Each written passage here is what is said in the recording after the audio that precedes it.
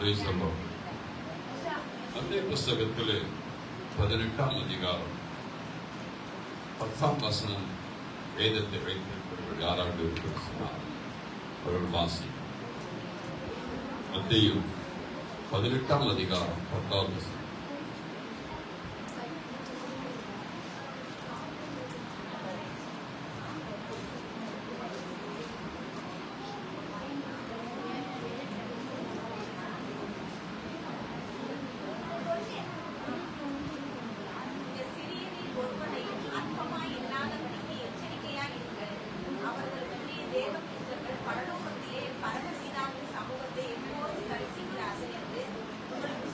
இந்த சிறியரில் ஒருவனையும் அற்பமாய் எண்ணாதபடிக்கு எச்சரிக்கையாயிருங்கள். அவர்களுக்குரிய தேவதூதர்கள் பரலோகத்திலே என் பரமபிதாவின் சமூகத்தை எப்பொழுதும் தரிசிக்கிறார்கள் என்று உங்களுக்கு சொல்லுகிறேன். சிறியரில் ஒருவரையும் அற்பமாய் எண்ணாதீர்கள். சின்ன பசங்க காரியம் தானே அப்படின்னு சொல்லி ஏதோ ஒரு மாதிரியாக நினைத்து விட முடியாது. காரணம் என்ன என்று சொன்னா, சிறு பிள்ளைகளுக்குரிய தேவ தூதர்கள் பரலோகத்திலே பரமபிதாவினுடைய சமூகத்தை அவர்கள் தரிசிக்கிறார்கள். அதாவது அம்பாசிடர். சின்ன பசங்களுக்காக ஒரு அம்பாசிடர், தூதர் எங்க இருக்கிறாங்கன்னா பரலோகத்தில் இருக்கிறாங்க. இவர்களுடைய எல்லா காரியங்களிலும் இவர்களுடைய எல்லா சூழ்நிலைகளையும் அவர்கள் பரலோகத்துக்கு தெரிவிக்கக்கூடியவர்களாக இருக்கிறார். காரணம் என்ன என்று சொன்னால்,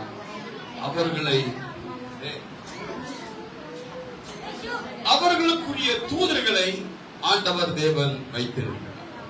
அதனால்தான் இந்த சிறு பிள்ளைகள் ஊழியத்தை பார்க்கும்போது இயேசு கிறிஸ்து சொல்கிறார், என் ஆட்டு குட்டிகளை மேய்ப்பாயாக என்று சொல்லி பேதுருக்கு கர்த்தர் ஒரு புதிய ஒரு பொறுப்பை ஆண்டு கொடுக்கிறார்.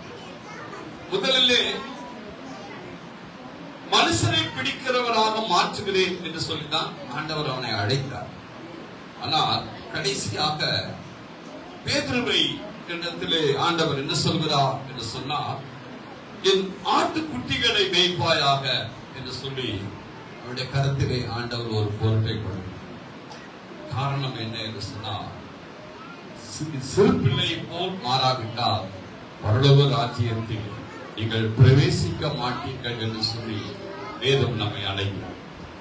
அருமையானவர்களே, பிள்ளைகளை நீங்கள் இதை விபிஎஸ்க்கு அனுப்பி இருக்கிறீர்கள். ரட்சிக்கப்பட்டவர்களும் இருக்கிறீர்கள், ரட்சிக்கப்படாதவர்களும் இங்கே காணப்படுகிறீர்கள். நிச்சயமாக இந்த நாளிலே உங்களை பார்க்கிற தேவதூதர்கள் பரலோகத்துக்கு சென்று இவர்கள் இந்த தினத்திலே வந்தார்கள், இவர்களுக்குரிய ஆசீர்வாதங்களை பரமபிதாவை பரலோகத்திலிருந்து அவர்களுக்கு தாரும் என்று சொல்லத்தக்கதாய் தேவன் நடத்தும். எங்களுடைய பைபிள் காலேஜ் செட்டிலே சிறு பிள்ளைகளுடைய ஊழியத்தை யாரெல்லாம் செய்தார்களோ அவர்களை கர்த்தர் பலமாக ஆசீர்வதித்திருக்கிறார். காரணம் என்ன என்று சொன்னால், சிறு பிள்ளைகளை இயேசு அரவணைக்கிறார், சிறு பிள்ளைகளை இயேசு மடியில அமர்த்துகிறார், சிறு பிள்ளைகள் மேல் கர்த்தர் தம்முடைய கரத்தை அவர் நீட்டுகிறவராயிருக்கிறார். ஒரு பிள்ளை இந்த உலகத்திலே பிறக்கும் போதே அவர்களுக்குரிய தேவ தூதர்கள் அந்த பிள்ளைகளை கண்காணிக்கவும் பாதுகாக்கவும் வழி நடத்தக்கூடிய ஒரு பொறுப்பை அவர் கொடுக்கக்கூடியவராயிருக்கிறார். அதைத்தான் ஆண்டவர் வைத்தார். இன்னொரு வசனத்தை வாசிப்போம். யோவான் புஸ்தகம் 1ஆம் அதிகாரம் 26வது வசனம். யோவான் 1:26.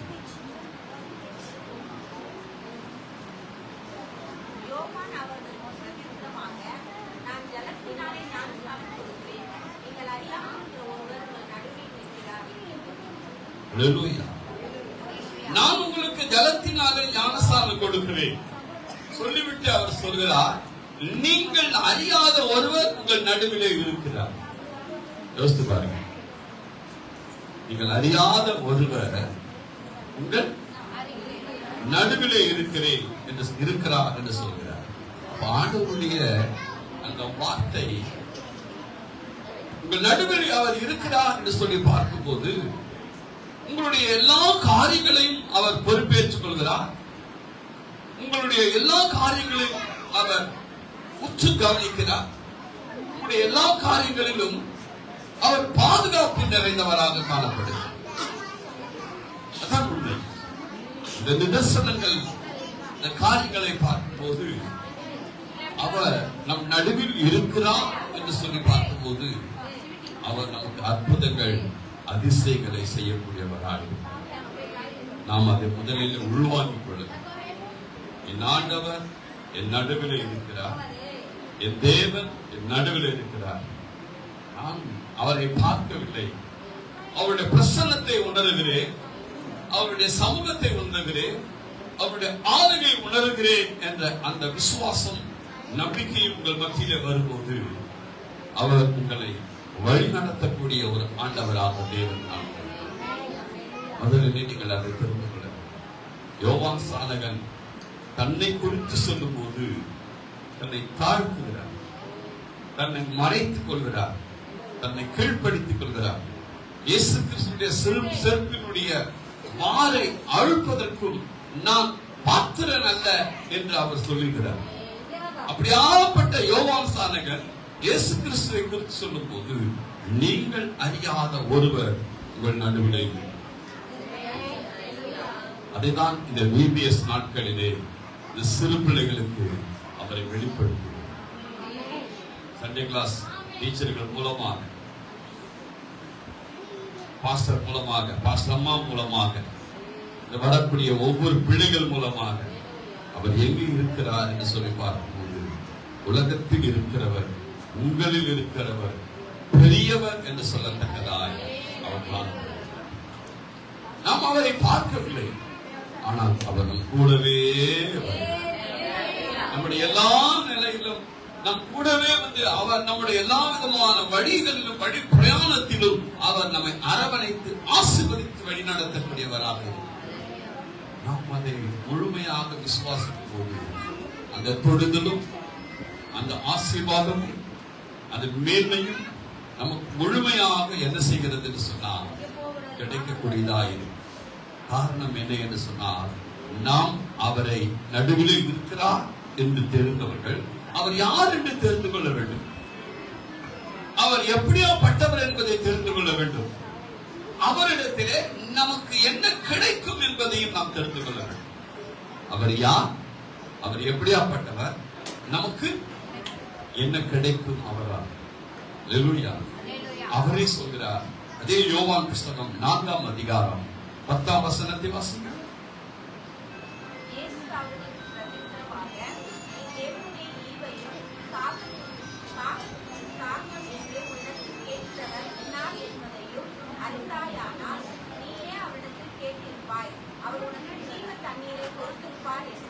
அல்லேலூயா.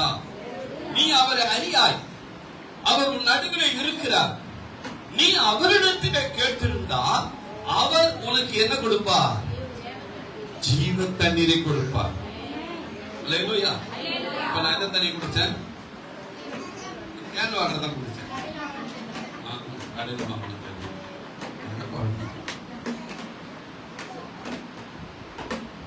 இந்த கேன் வாட்டர் தான் குடிச்சேன்.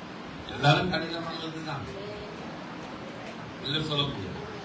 நான் கஷ்டப்பட்டு கொடுக்க கடையில் சொல்ல நான் எப்படி வந்தேன். அப்போ இந்த தண்ணீரை குடித்தால் தாகம் வரும். ஆனால் இயேசு கிறிஸ்துவின் தண்ணீரை குடிக்கிறவர்களுக்கு அவர் கொடுக்க முடியும். ஜீவ தண்ணீரை குடிக்கிறவர்களுக்கு ஒரு காலமும் தாகம் உண்டாகும். அதுதான் சமாதானம், அதுதான் நிம்மதி, அதுதான் ஆசீர்வாதம், அதுதான் நிறைவு, அதுதான் திருப்தி. அந்த வார்த்தையினுடைய சாரம் புரிந்து கொள்ள வேண்டும். நீ அவரிடத்திலே கேட்டிருந்தால் அவர் உனக்கு என்ன கொடுப்பாரா? ஜீவ தண்ணீரை கொடுப்பார். அல்லேலூயா. அல்லேலூயா. நாம் தாகம் தீர்க்கப்படாத நிலையில இருக்கிறோம், குழப்பமான நிலையில இருக்கிறோம், சஞ்சலமான நிலையில இருக்கிறோம், தவிப்பான நிலையில இருக்கிறோம், அநேக காரியங்கள்ல கேள்விகளோடு கூட காணப்படுகிறோம். காரணம் என்ன? நாம் அவரிடத்திலே கேட்காததினாலே, என்ன கேட்க வேண்டும் என்று நமக்கு தெரியாதது. நம்பர் 1, அவரிடத்திலே கேட்காததினாலே. நம்பர் 2, என்ன கேட்க வேண்டும் என்று தெரியாததினாலே. கட்டுங்கள் உங்களுக்கு திறக்கப்படும், தேடுங்கள் கண்டடைவீர்கள் சொன்ன தேவன் நீங்க கேட்கிற விதத்தை குறித்து கவனியுங்கள் என்று சொல்கிறார். நீங்க கேட்கிற விதத்தை குறித்து கவனிங்கள். கேட்காததினால்தான் நம்முடைய தாகம் தீர்க்கப்படவில்லை.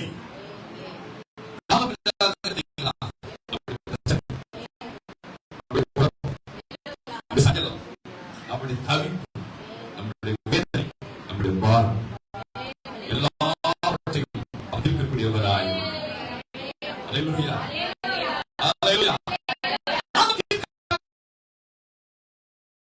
தேர்கூட்டையும் அவன் விதிப்பான். ஜீவ தண்ணீரை அவர் தருகிறேன் என்கிறார். எவ்வளவு வேகம், எவ்வளவு அனலாயிருக்கிறது, எவ்வளவு அனலாயிருக்கிறது. கட்டாயம் அந்த அனலுக்கு நம்ம நிறைய தண்ணீரை குடிக்க வேண்டும். காரணம் என்ன? அவ்வளவு உஷ்ணம் இருக்கிறது. அடுத்தது அவ்வளவு மழை வரப்போது அர்த்தம். எவ்வளவு உஷ்ணம் இருக்கிறதோ அவ்வளவு என்ன செய்யும்? மழை வரப்போது அர்த்தம். நம்ம அதுக்கு ரெடியா. ஆண்டவர் தேவன் நமக்கு ஜீவன் தண்ணீரை கொடுக்க அவர் வல்லமையுடையவராய். சிறிய பாடலை பாடும். ஜீவ தண்ணீரே ஆவியானவரே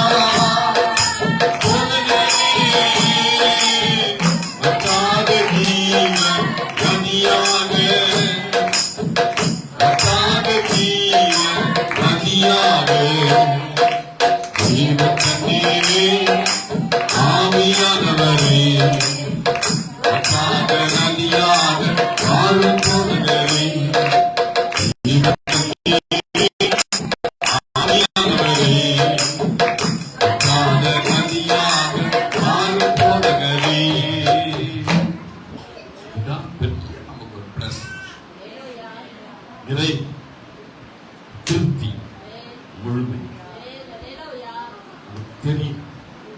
தெரியாததுனாலதான் நிறைய இடத்திலே கூட்ட இடங்களில் போல நாம் காணப்படும். நாம் ஆண்டவரிடத்திலே, தேவனிடத்திலே அவருடைய அற்புதங்கள், அதிசயங்களை நாம் திரளாக பெறுவதற்கு தேவன் நமக்கு உதவி செய்யக்கூடியவராக. அதே மத்தேயு புஸ்தகத்திலே 10ஆம் அதிகாரம் 42ஆம் வசனத்தை வாசிங்கள். மத்தேயு 10:42.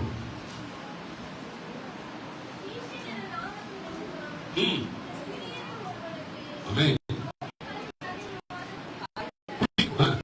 கொடுக்கிறவனுக்கு சொல்லுகிறேன். அந்த ஸ்திரீகளுக்கு என்ன சொல்றார்? நீ என்னிடத்தில் கேட்டா நான் உனக்கு ஜீவனை தருவேன் என்று சொல்றார். அவரிடத்தில் கேட்டா ஜீவத்தை தருவேன். அந்த ஜீவத்தை நம்மை நிறைவாகவும், அந்த ஜீவத்தை முழுமையாகவும் அது நம்மை நடத்தக்கூடியதாக இருக்கிறது. அதே வேளையிலே ஒரு கலசம் தனி கொடுக்கிறவன் அவன் என்ன செய்யா? பலனை அடையாம போகா. பிபிஎஸ்க்கு 7 நாள் உழைச்சிருக்கிறீங்க, சபைக்கு உழைச்சிருக்கிறீங்க, டீ காஃபி எல்லாம் போட்டிருக்கீங்க, ஸ்நாக்ஸ் எல்லாம் கொடுத்திருக்கிறீங்க, சாப்பாடு எல்லாம் கொடுத்திருக்கிறீங்க, நிறைய காரியங்களை தினம் தினம் செய்திருக்கிறீங்க. நீங்கள் ஒரு காலம் உங்களுடைய நீங்கள் செய்த பலனை தேவன் ஒரு காலம் என்ன செய்கிறவர் அல்ல, மறக்கிறவர்.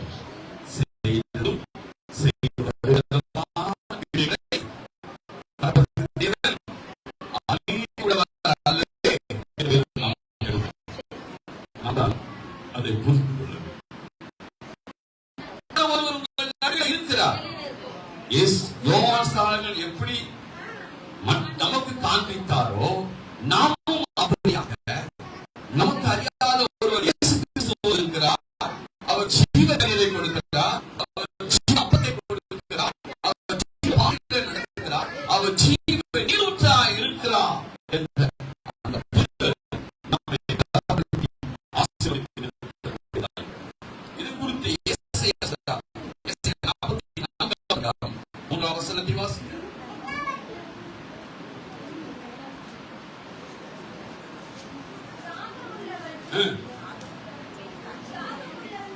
தாகம் உள்ளவர்களே கண்ணீரையும் வறண்ட நிலத்துமே ஆறுகளையும் ஊற்றுவேன். உன் சந்ததியின் மேலே என் ஆவியையும் உன் சந்ததியின் மேலே உன் சந்தானத்தின் மேலே உன் சந்ததினா உன் சந்தானம் சொன்னா வருங்கால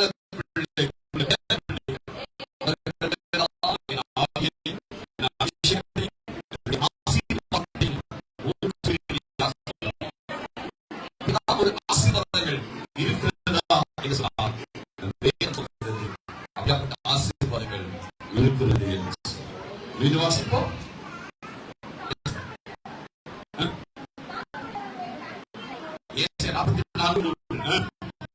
தாகம் உள்ளவனே தண்ணீரையும் ஆறுகளையும் ஊற்றுவேன். உன் சந்ததியின் மேலே என் ஆவியையும் உன் சந்தானத்தின் அடுத்த தலைமுறை மேலே என் ஆசீர்வாதத்தை ஊற்றுவேன். அதைத்தான் நாம் வெளிப்படுத்தி காண்பிக்கிறோம். உன் சந்ததியின் மேலும் உன் சந்தானத்தின் மேலும் ஆசீர்வாதத்தை ஊற்றுவேன். ஆசீர்வாதத்தை ஊற்றுவேன் என்று சொல்கிறார். பணமின்றி விலையுமின்றி திராட்சரசமும் விலையே கிடையாது, இலவசம். இலவசமாய் அவருடைய கிருபையினாலே நாம் ரட்சிக்கப்பட்டோம் என்று சொல்லப்பட்டிருக்கிறது. அவர் நமக்கு கொடுக்கக்கூடிய அந்த தாகம் தீர்க்கக்கூடிய காரியம் நமக்கு எப்படியா இருக்கிறது சொன்னால் அது இலவசம். சும்மா ஆண்டவர் கொடுக்கிறார். ஏன் என்று தெரியுங்களா? நம்மை ரட்சிக்கப்படும்படியா, நாம் அவரை அறியும்படியா. பிரதான நாளிலே இயேசு நின்று சத்தமிட்டு ஒருவன் தாகமாய் இருந்தால் என்னிடத்தில் வந்து பானம் பண்ண கடவன், தேவ வாக்கியம் சொல்லுகிறபடி என்னிடத்தில் விசுவாசமாயிருக்கிறவன் எவனோ நதிகள் ஓடும் என்றார். கரங்களை தட்டி தேவனை சொல்லவில்லை, கிளை சொல்லவில்லை, ஆறு சொல்லவில்லை, நதியே ஓடும் என்று சொன்னார். எவ்வளவு வசனங்கள், எவ்வளவு சக்திகள் நம்முடைய தாகத்தை தீர்க்கின்றார்கள். அந்த ஜீவ தண்ணீரை நீங்களும் பெற்றுக் கொள்ளும்படியாக நான் விரும்புகிறேன். நான் பெற்ற சந்தோஷத்தை நீங்களும் பெறும்படியாக நாங்கள் விரும்புகிறோம். கர்த்தர் ஆசீர்வதிப்பார். வசனங்களை, இந்த வார்த்தைகளை கேட்ட மொழிய இறுதிகளிலே இயேசு ஆளுகை செய்தார். கர்த்தர் உங்களை நடத்தி பாதுகாப்பார்கள். ஆமென்.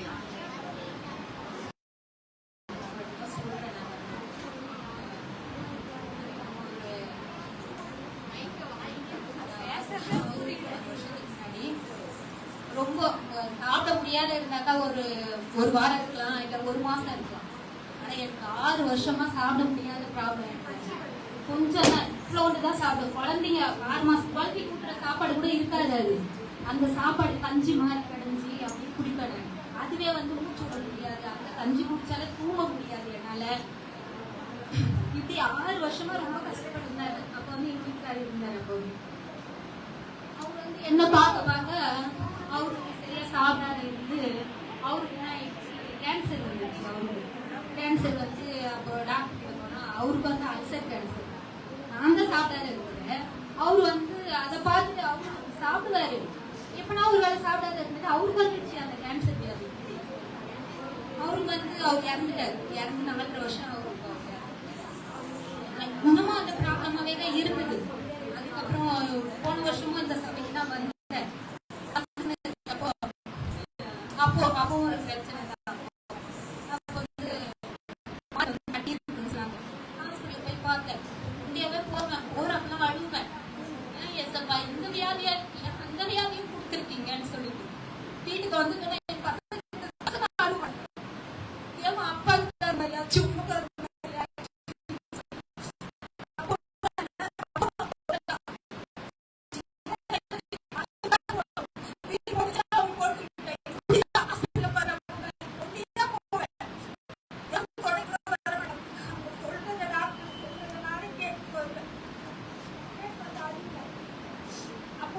வந்துட்டு இருந்தேன். அப்போ அவ்வளவு ஒரு வரமாட்டேன். நான் அவ்வளவு ஆர்வமா வரமாட்டேன். வந்து உட்கார்ந்தா என்ன உட்கார விடாது. சபையில உட்கார்ந்தா ஒரு மாதிரி ஆயிடும், மயக்கம் வரும், ஒரு மாதிரி கேர்னஸ் ஆயிடும், எழுந்து போயிடுவேன். அப்போ ஆராதனைக்குல நான் போற சபைக்கு தான் போவேன். அது பழவுக்காட்டுல தான் கண்டினியூ பண்றேன். அங்க ஒரு நாள் கூட என்ன சாட்சி சொன்னதில்ல. சொல்லுவாங்க எனக்கு குணமானதானே என்னால சொல்ல முடியும் நானு அப்படின்னு தான் சொல்லுவேன். நான் எவ்வளவு நடந்தது. வீடு இருந்தது, வீடு இழந்தோம், நல்லா இருந்தோம். நாங்க எல்லாமே இழந்துட்டு அவரு இழந்துட்டு ரோட்ல தான் அப்போ அம்மா வீட்டுல போயிருந்தோம். அம்மா வீட்லயும் ஒன்னோட பேசுறப்போ அழுவேன் தனியாவே. இந்த மாதிரி எல்லாம் சொல்றாங்களே, பிள்ளைங்களை வச்சு நான் எப்படி வாழ்வேன், இதெல்லாம் எதனா பண்ணிக்கணும், செத்து போயிடணும், இப்படிதான் நினைப்பேன் நான். அப்போ எனக்கு எடுப்புல லைட் வந்தது. நாங்க பிள்ளைங்க இருக்குல்ல, சின்ன பிள்ளைங்கள அதுவும் வாழணும்ல அப்படின்ற ஒரு பிடிவாதத்தை பிள்ளைங்களோட வேலைக்கு ஒரு டைம் தான் போவோம். 7000 8000 தான் கொடுப்போம். அதுலயும் வாடகை கட்டிக்கிட்டு அதுல சாப்பிடுவோம் நாங்க. ஆனா ஆண்டவருக்கு சாப்பிடுறது கூட குறைச்சல் கிடையாது. ஏசப்ப புண்ணியத்துல சாப்பிடுறது இப்போ 2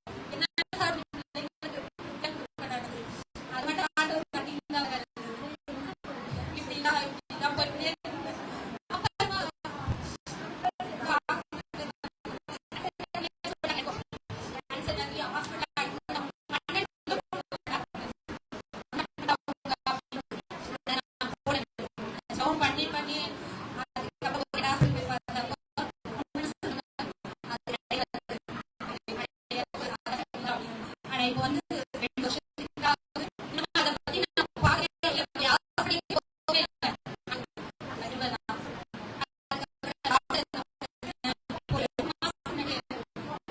அதை பத்தி நான் கொஞ்சம் காசு கிடைச்சிருக்கு அவங்க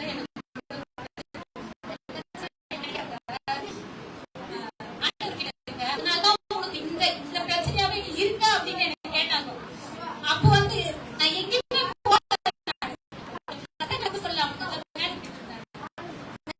வந்தேன். இங்க வந்தா கூட ஒரு 3 மாசமா தான் இங்க நான் தொடர்ச்சியா வரேன். அப்போ அக்கா கூட தெரியாது அந்த விஷயம். சபைக்கு உட்கார்ந்து ஒரு 3 வாட்டி அழுந்தேன் நான்.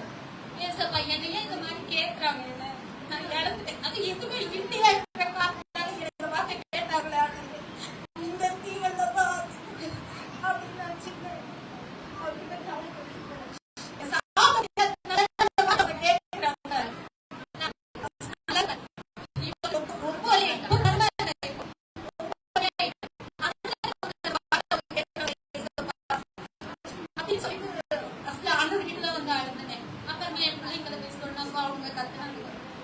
எல்லாத்தையுமே நான் அவங்கனாலதான் நம்ம இழந்தோம். இதுக்கு அது மாதிரி வார்த்தை அவங்க கேட்டு போனாங்களா அப்படின்னு அவங்க எதுனா நம்ம கேட்கறேன் சொல்லிடுவோம். நம்ம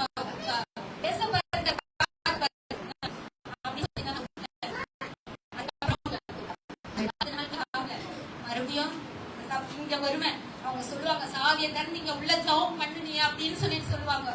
எதனா ஒரு சின்ன பிரச்சனைனாங்க கண்டிப்பா உள்ள ஓடி வந்து அழுவேன், ஜெபம் பண்ணுவேன். நினைச்சேன் சபைக்கு போறோம், நம்ம சபைக்கு போயிருக்கோம், அதெல்லாம் கிடைக்காது.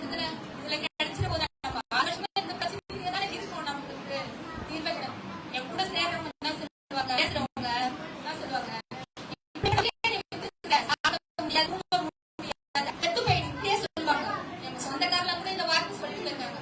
இன்னமும் நீங்க ஆண்டவர் கிட்டே தானே இருக்க, எல்லாத்தையும் இழந்துட்டு இந்த மாதிரி ஆயிரம் ஆண்டு செத்து போட்டவங்களுக்கு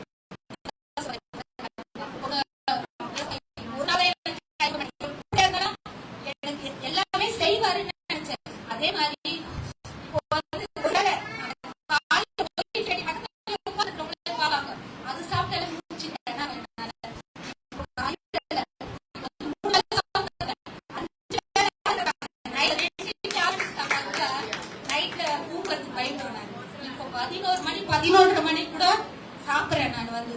அது மாதிரி ஆண்டவர் அவ்வளவு ஒரு கிருபை செஞ்சிருக்காரு. அவங்க எதிர என்ன எவ்வளவு இதுவா அற்புதமா நடத்தின்னு வர்றாரு தெரியுமா?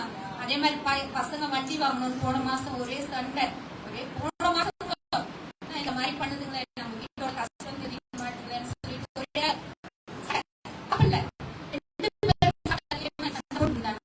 அப்ப இங்கதான் கரெக்டா போன மாசம் தான் வந்து உட்கார்ந்து 2 மணி ஓடியாந்து அழுந்தேன்.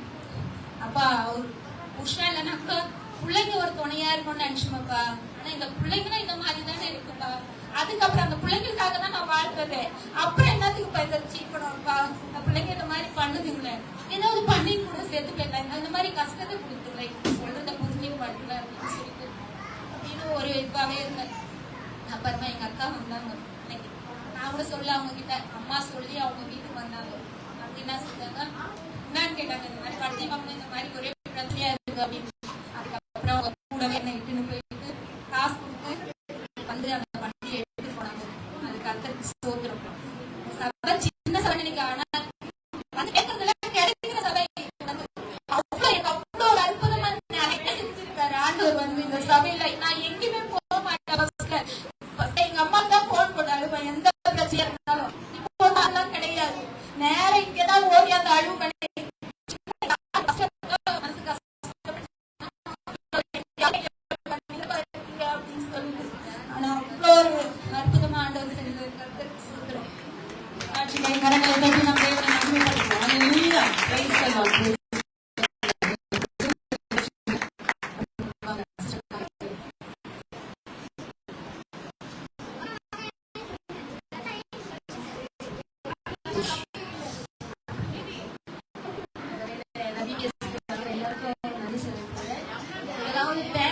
ரொம்ப நன்றி சொல்லுங்க. உங்க பிள்ளைங்களை ரெடி பண்ணி 3:30 மணிக்கு நல்லா அனுப்புனீங்க. அதுக்காக பேரண்ட்ஸுக்கு ரொம்ப நன்றி.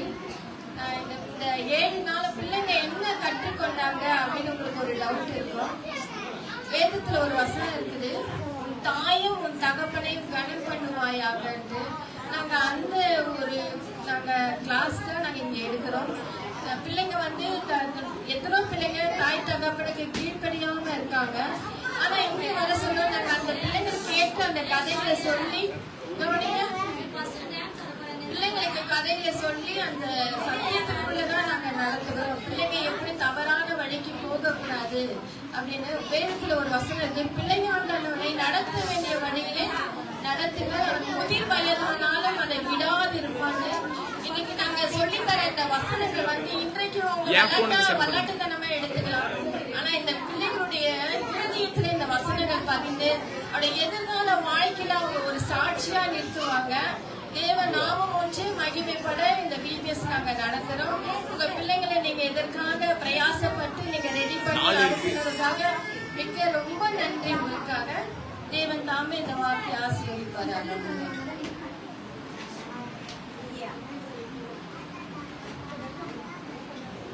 Welcome dance Gayatri